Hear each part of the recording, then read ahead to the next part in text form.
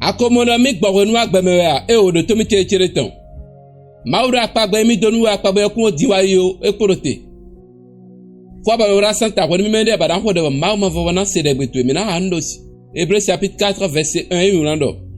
E akpa e mau donu mindo.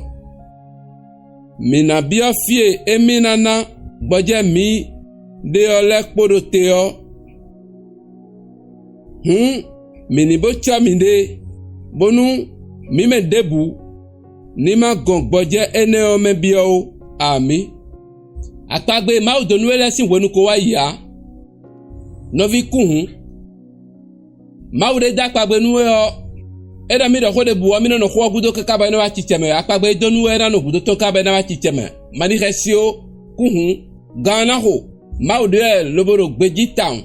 ndebu de do ena bro represento me e do apagbe gboje tonwe donu kun do ena wa chicheme ma do zunjajajao gana ho banamuro akpagbe ma odonu mi ori wa chicheme ton wa weri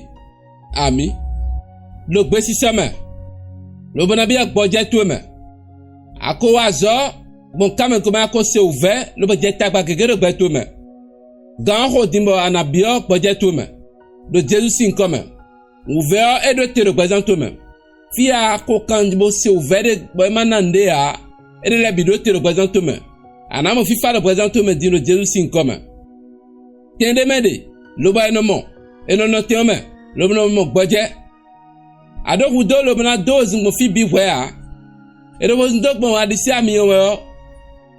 e wa inu a amo ero wo mo nkan to wa agbonu ape me nu ati kon me no lo Jesus nkan me o anamo gboje do te na gbe o me ma una prawe ite na gbe o me fi ana no lo na mo fifa fi ana mo lo na wanu lo na mo dagbe de me ena khlewe te no me bana mo gboje ro fine lo Jesus nkan me ami ana hore ana toche gwala mama dai hun po wonu lopo ndebude na glon linmi ndebude yan li glonu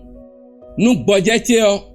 akruno gba nu mo ko tole sen le jinmi ndebude do nyire sugbe to me lobono glon linmi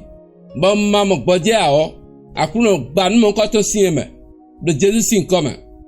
do gboje to si wonu wasu mama wo do apagbe tonu e bena achiche me dadan utu o on a le commentaire mais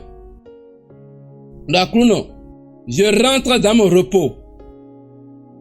bo partager bo abonner wale nu sien ora santa ton lo na hongbe te bana mo de holin ko ton Jesus sin comme mi hodele amen.